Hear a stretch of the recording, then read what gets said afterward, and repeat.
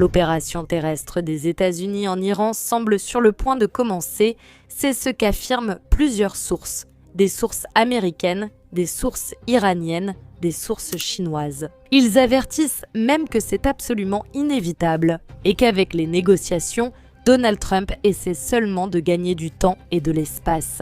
Pour finir par débarquer les Marines sur le territoire iranien, cette opération, presque à coup sûr, finirait par être une catastrophe absolue pour les États-Unis et tout particulièrement pour l'administration Trump. C'est la maxime qu'utilise la grande majorité des analystes. Mais la raison, et surtout avec quelle autre opération, présente de plus en plus de similitudes au fur et à mesure que nous examinons les possibilités de ce débarquement américain. Nous allons l'analyser tout de suite.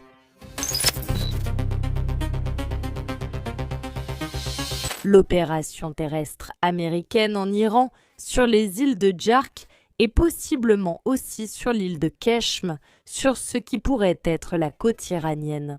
Pour tenter de contrôler le détroit d'Ormuz, qu'à présent l'Iran refuse totalement aux États-Unis, ni passage, ni contrôle, ni rien qui y ressemble. Je pense que le message de ma part est assez clair. Il y a ici plusieurs aspects que ce possible débarquement, cette prochaine opération potentielle des États-Unis devrait prendre en compte. Et surtout, il y a une similitude très claire que, en tant que personne ayant passé autant de temps comme correspondante de guerre dans le Donbass, je ne peux pas ne pas souligner. Vous êtes peut-être très jeune, mais moi je me souviens encore de la fameuse opération ukrainienne sur l'île. Eh bien, à Krinky, pas dans cette région de Kherson, qui a été plutôt une opération médiatique du régime de Kiev qu'une véritable opération militaire à proprement parler. C'est-à-dire, oui, elle a eu lieu sur le plan militaire, mais d'un point de vue militaire, cela a représenté plutôt une catastrophe absolue. Un débarquement, une tête de pont qu'il maintenait à Krinky, dans la partie de Kherson contrôlée par la Fédération de Russie. Mais est-ce que cela rendait vraiment les forces ukrainiennes une cible facile ? Avec une logistique très complexe, utilisant des bateaux à moteur pour atteindre leurs propres soldats. Et par conséquent, avec un approvisionnement presque inexistant qui devenait de plus en plus rare, avec même une logistique impossible pour évacuer les corps.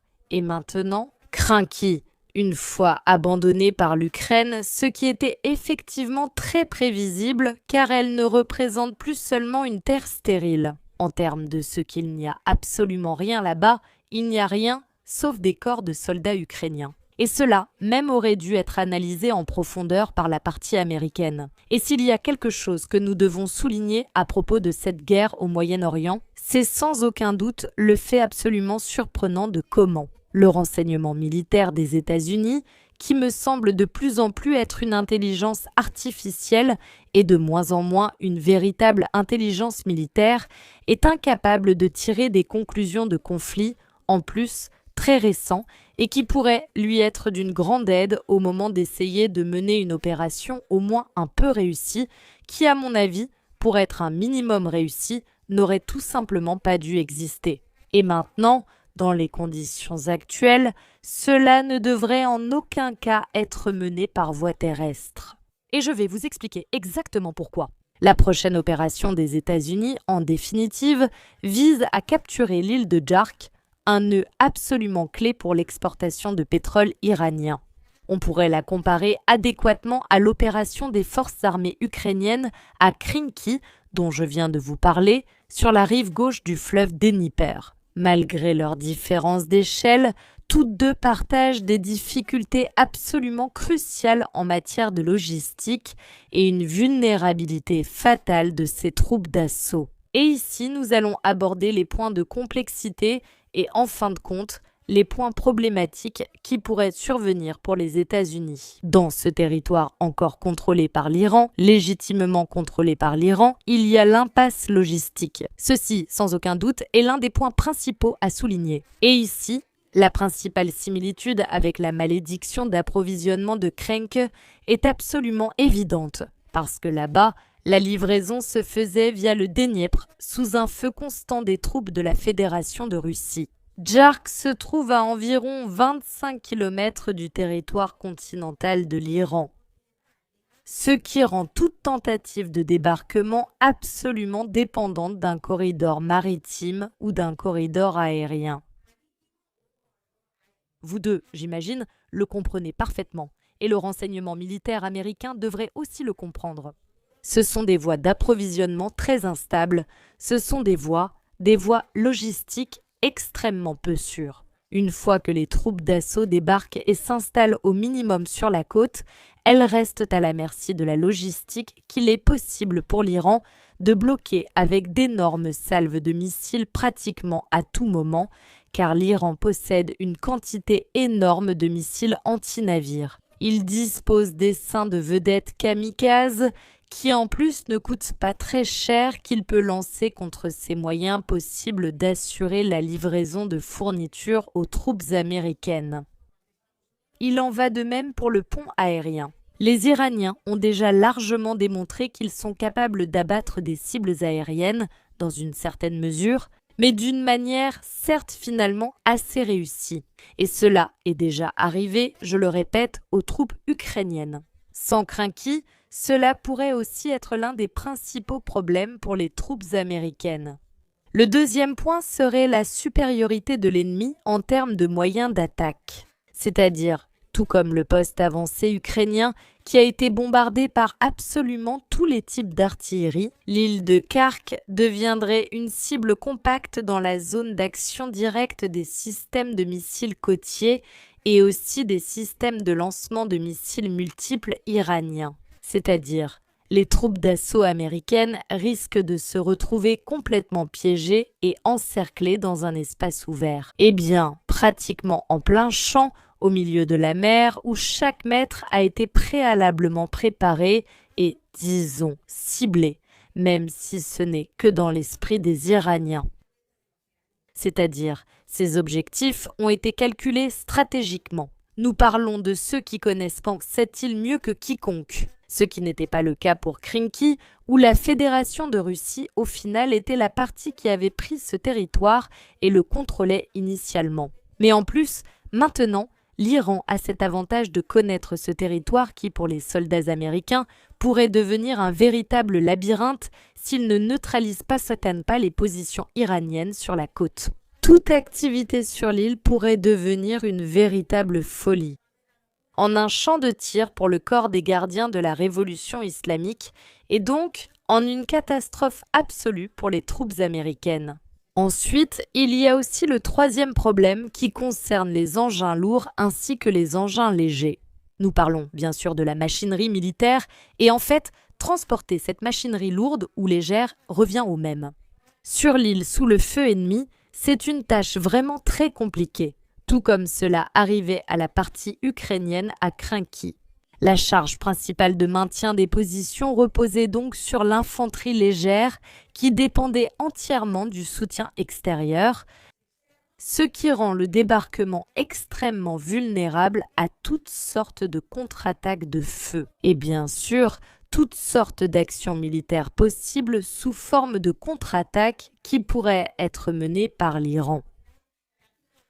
Et enfin, il y a la question du fétichisme politique contre la commodité militaire, ce qui, sans aucun doute, est devenu à un moment donné l'une des marques de fabrique de la partie du régime de Kiev. Eh bien, c'est devenu l'une des marques de fabrique du régime de Kiev. De manière générale, dans tout le conflit ukrainien, mais surtout sur l'île de Krinky, cela a été très clairement visible. C'était une opération avec une forte composante politique et, en plus, un avantage militaire douteux, très douteux, je vous dirais. L'opération à Khark suit exactement la même logique, du moins jusqu'à présent, porter un coup absolument symbolique au cœur pétrolier de l'Iran. Cependant, garder le contrôle de l'île deviendrait inévitablement un véritable hachoir à viande, où le coût du contrôle ne pourrait en aucun cas être comparé aux pertes. Les possibilités d'élargir le poste seraient encore plus coûteuses, étant donné que l'Iran possède déjà une grande capacité et une grande expérience en matière de drones. FPV, le carnage que subiraient les marines américains pourrait en plus être diffusée presque en direct, ce qui finirait par affecter encore davantage les troupes des États-Unis. Et cela finirait nécessairement par avoir un coût politique et un coût militaire bien plus élevé. Parce qu'il y a déjà d'énormes quantités de militaires américains qui ne veulent rien avoir à faire avec ce conflit. Et je pense qu'il y en aurait, je le répète, en encore plus grand nombre et il causerait encore plus de tort aux États-Unis. Au Moyen-Orient, la présence américaine au Moyen-Orient en quantité de plus en plus importante, parce que même si le conflit prenait fin, combien de militaires américains voudraient être envoyés là-bas, combien essaieraient de faire valoir toute la légalité possible, d'appliquer la loi à leur territoire. Ils consultent déjà massivement des avocats, essayant d'éviter d'être envoyés au Moyen-Orient, et cela, je pense, ne fait que commencer. En définitive, l'opération terrestre sur l'île de Khark, qui pourrait tout aussi bien servir de couverture à une autre opération terrestre sur l'île de Keshim, mais quoi qu'en disent les États-Unis. Ou bien ils décident d'y déployer une quantité énorme de soldats, en commençant par, au minimum, environ 250 000 hommes, qui devraient combattre dans une guerre qui, au départ, ne les concerne ni de près ni de loin. Et beaucoup d'entre eux disent déjà « Nous ne voulons pas mourir pour Israël ». Et il faut ajouter ici que parmi les jeunes Américains, Israël est un endroit de moins en moins apprécié. 2 jeunes Américains sur 3 n'ont pas une très bonne opinion du gouvernement israélien. Nous n'allons pas parler en termes généraux de tout le pays, mais je pense que le gouvernement israélien y est pour beaucoup. Alors, les militaires américains eux-mêmes disent qu'ils ne veulent évidemment pas mourir dans une guerre qu'ils ne considèrent pas comme la leur. Et il faudrait y envoyer d'énormes quantités de ces soldats pour pouvoir assurer un minimum de sécurité. 2. Donc il ne s'agit pas seulement de la prise, mais ensuite d'un contrôle, même minime, un contrôle, même si ce n'est que pendant une semaine ou 2. Parce que ces troupes débarquées, absolument livrées à elles-mêmes, qui seraient aussitôt encerclées par les forces iraniennes, devraient avoir un certain type, même minime, de moyens de survie. La supériorité momentanée, comme vous le voyez, face à un missile ou à un drone, la supériorité terrestre n'a absolument aucune chance. En définitive, ce sont là les raisons.